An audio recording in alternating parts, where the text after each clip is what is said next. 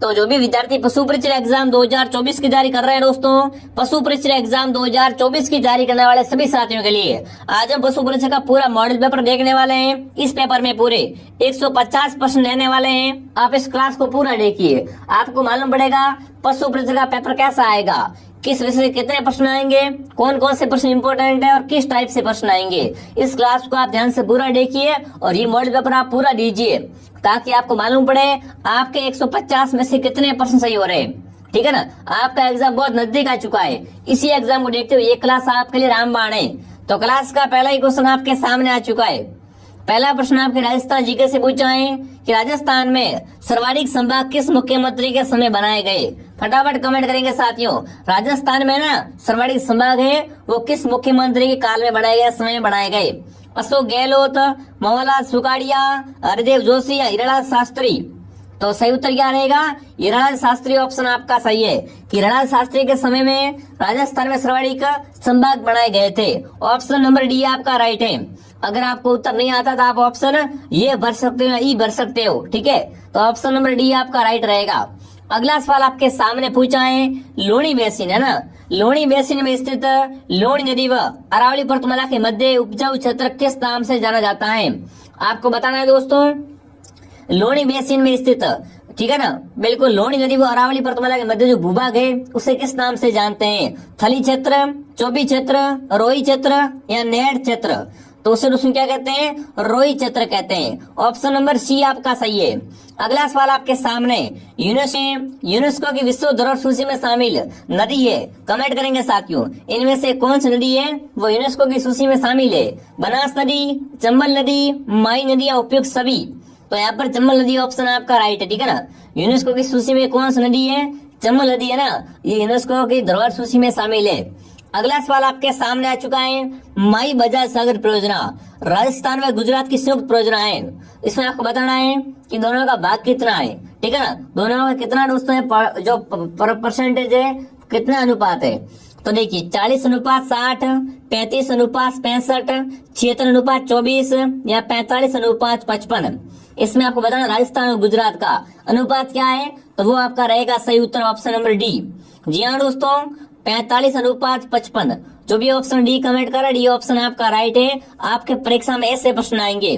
अगला सवाल दोस्तों, चश्मा ए नूर झरना किस झील के किनारे है? सिलिसेट झील के किनारे, आना सागर, नवलखा या पिचोरा झील के किनारे। चश्मा ए नूर झरना है ये किस झील के किनारे है? आना सागर झील के किनारे। ये आना सागर झील है अजमेर में। कहाँ पर आना सागर? आना सागर झील अजमेर में है दोस्तों। अगला सवाल आपके सामने नौरा सावा लिफ्ट नहर परियोजना से लाभान्वित जिले क्रमशः कौन कौन से हैं? कौन सी परियोजना है विद्यार्थियों? नौरा सावा लिफ्ट परियोजना। इससे लाभान्वित, इससे लाभ किस किस जिले को मिलता है विद्यार्थियों?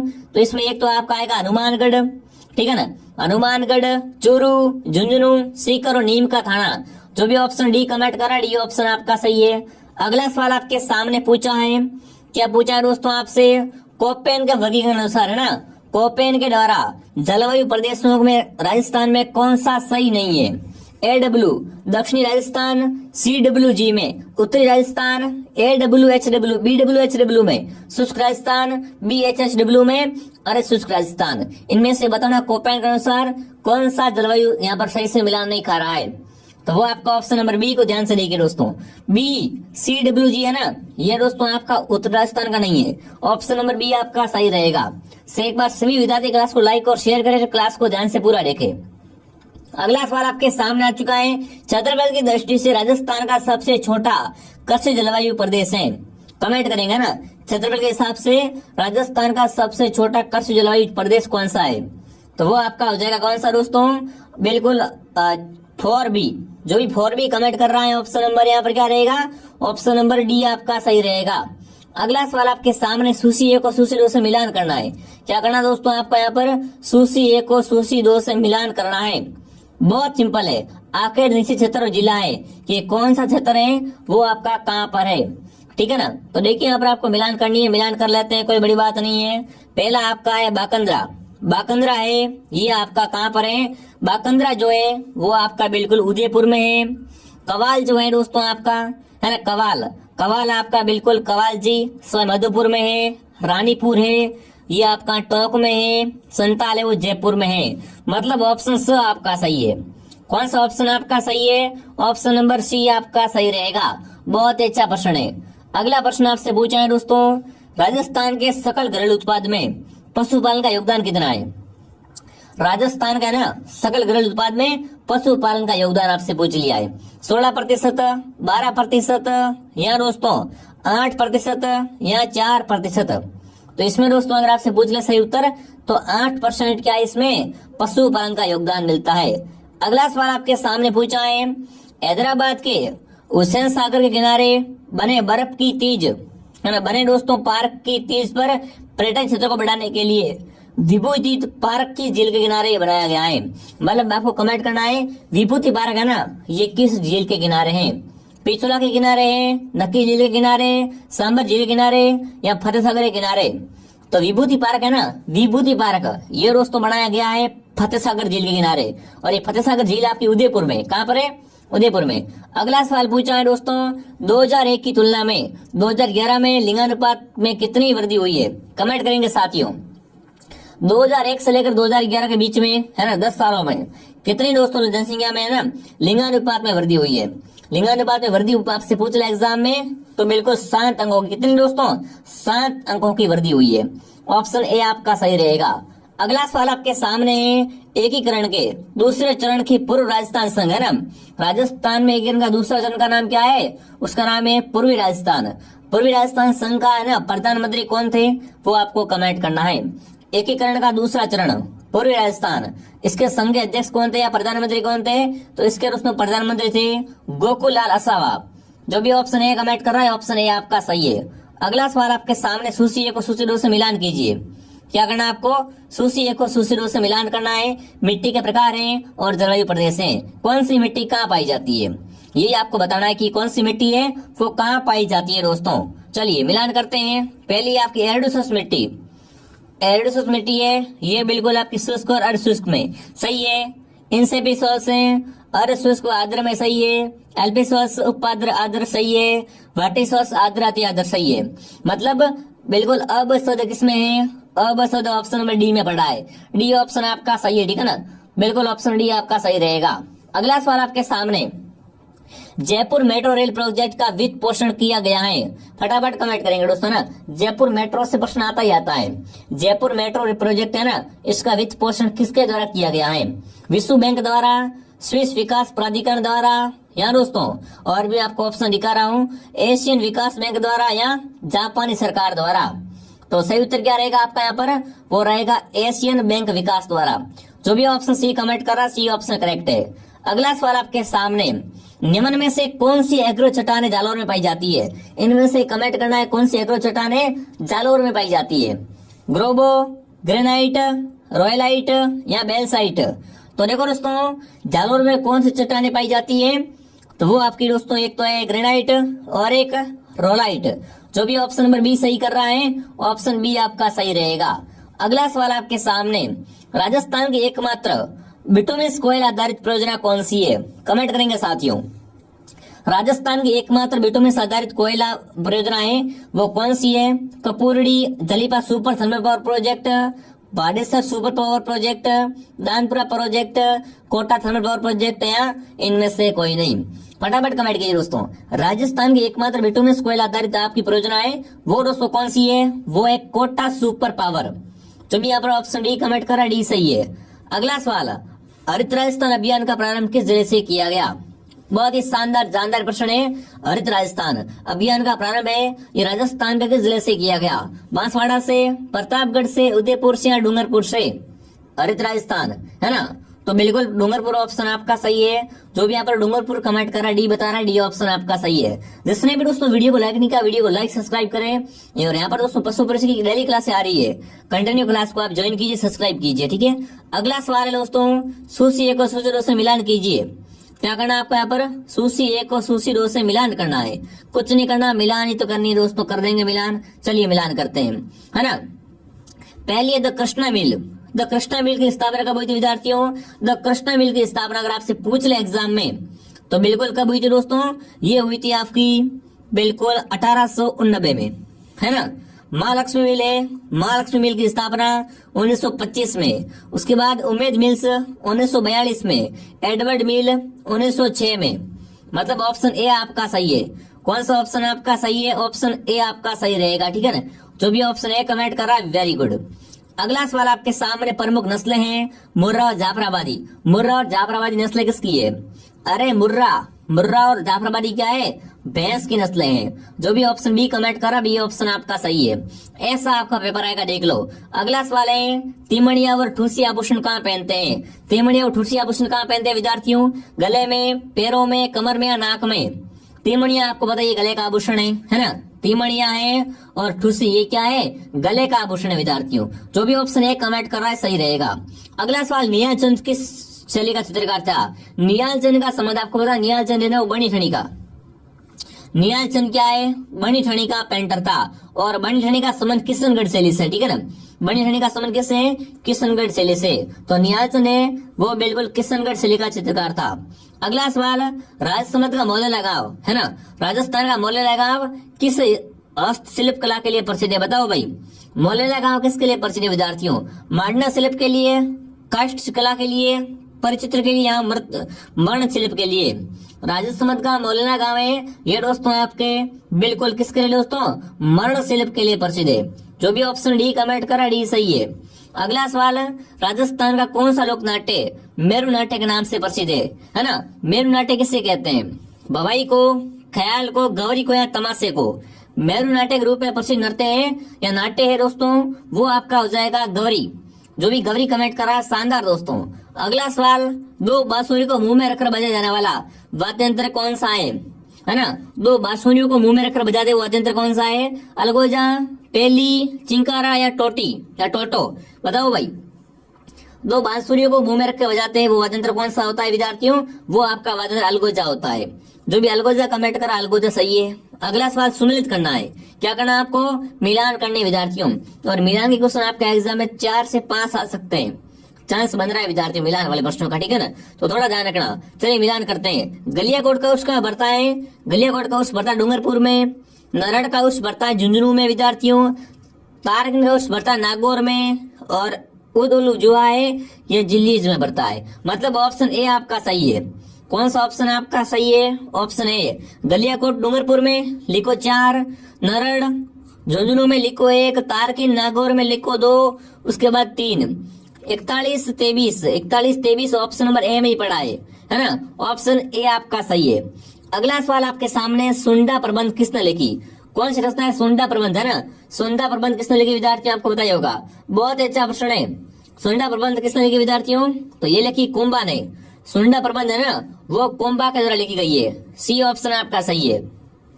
अगला सवाल राजस्थान के न्यूनतम जनजाति संख्या वाले जिले बताओ भाई।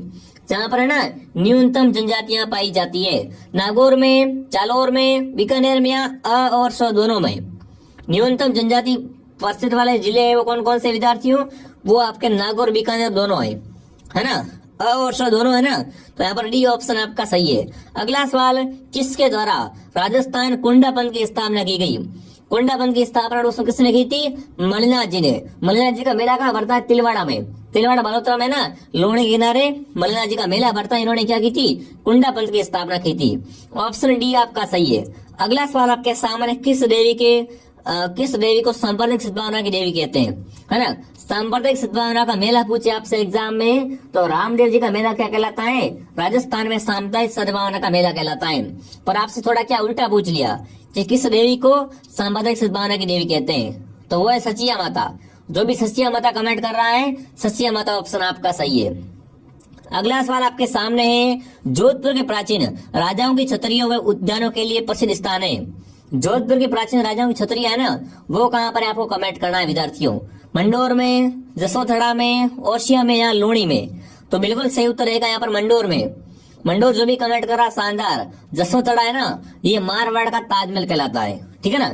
ध्यान रखना बहुत अच्छा प्रश्न है। अगर आपसे पूछे राजस्थान का ताजमहल या मारवाड़ का ताजमहल तो आपका जसोथड़ा जोधपुर है, ठीक है। आगे बढ़ते अगला सवाल नरड़ का पीर, वागड़ का धनी, वागड़ का पीर का मेला कब लगता है? फटाफट कमेंट करेंगे साथियों। नारद का पीठ वागड़ का धनी और वागड़ का पीठ, इनका मेला कब लगता है वो आपको बताना है। तो इनका मेला बढ़ता है भाद्रपद कृष्ण अष्टमी को। जो भी यहाँ पर सी कमेंट करा सी सही है। अगला सवाल, हाड़ौती का सुरंगा मेला नाम से प्रसिद्ध चंद्रभागा मेला किस नस्ल के लिए प्रसिद्ध है? बताओ भाई, है ना। हाड़ौती का सुरंगा मेला किसे कहते हैं, पूछ ले एग्जाम में। तो हाड़ौती का सुरंगा मेला है वो चंद्रभागा मेला कहलाता है। और चंद्रभागा मेला कहाँ बढ़ता है? झालरापाटन झालावाड़ में। ये मेला है ना, ये बिल्कुल किस नस्ल के लिए प्रसिद्ध है विद्यार्थियों? तो ध्यान रखना विद्यार्थियों, बहुत अच्छा प्रश्न एग्जाम आ सकता है। सही उत्तर क्या रहेगा? वो आपका रहेगा मालवी के लिए, मालवी नस्ल के लिए हाड़ौती का सुरंगा मेला मतलब चंद्रभागा मेला प्रसिद्ध है।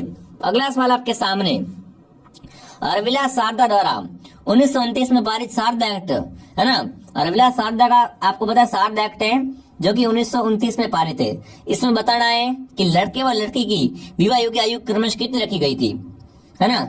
फटाफट कमेंट करेंगे। 1929 की बात कर रहा हूं दोस्तों, लड़के और लड़की की विवाह योग्य क्रमश आयु कितनी रखी गई थी विद्यार्थियों, वो आपको बताना है। तो देखो, लड़के की अगर आयु की बात की जाए तो 18 वर्ष और लड़की 14 वर्ष की होनी चाहिए। ठीक है ना, ऑप्शन ए आपका सही है। अगला सवाल आपके सामने पेश है दोस्तों, आदिवासियों में कुंवारी कन्याओं को, है ना, कुंवारी कन्याओं की ओढ़नी क्या कहलाती है?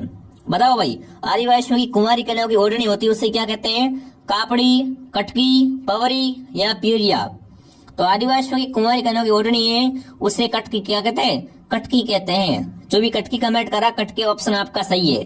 अगला सवाल आपके सामने दोस्तों, भारत में फैली सती प्रथा जैसी सामाजिक बुराई को बूंदी में कब कानूनी गैर घोषित किया गया? है ना दोस्तों, कमेंट करना है। सती प्रथा को बूंदी में कब गैर कानूनी घोषित किया गया? 1822 में, 1829 में, 1830 में, 1844 में। सही उत्तर क्या रहेगा आपका? तो वो रहेगा बिल्कुल 1822 में।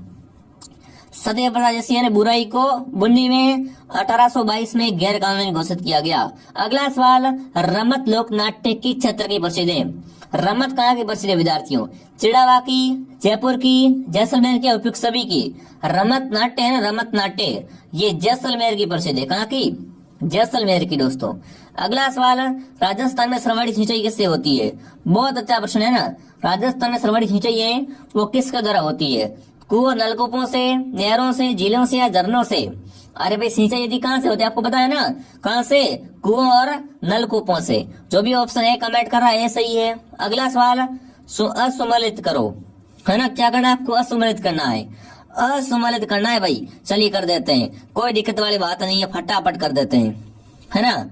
चलिए, तो देखिए यहाँ पर आपको क्या करना है? असुमलित करना है।